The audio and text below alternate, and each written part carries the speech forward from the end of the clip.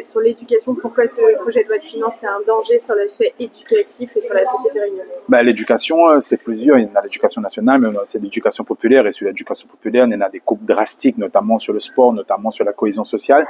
Et il est dangereux d'un territoire comme la nôtre, où ça, on a 44 000 jeunes qui quittent le système scolaire sans formation, sans diplôme.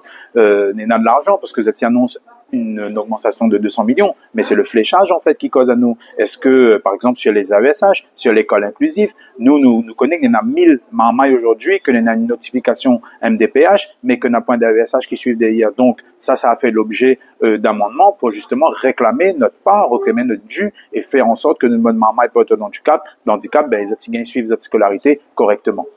Et dans une autre mesure plus générale, vous aussi vous critiquez sur le manque de considération par rapport aux Outre-mer dans ce budget.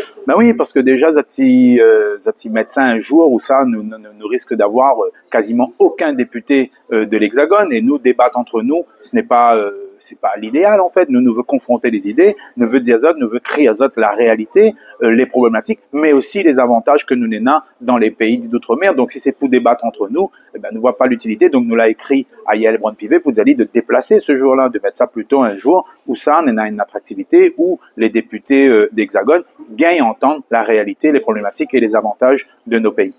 Pourquoi ils ont mis ça un dimanche alors?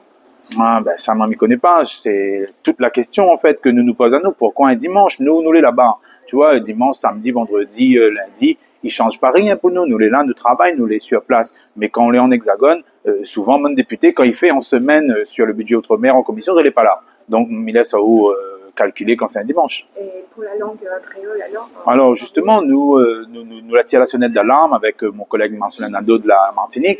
Pourquoi c'est nos langues à nous qui pâtit en tout cas, et pourquoi c'est sur nos langues à nous qui s'appelle l'économie. Et là, c'est pas l'amoureux des langues créoles qui cause, c'est clairement sur un aspect éducatif. Nous connaissons que les langues créoles, ils favorisent l'apprentissage et ils favorisent le fait que notre bonne marmaille est de moins en moins en échec scolaire, et ça, l'est prouvé scientifiquement, même un spécialiste il dit.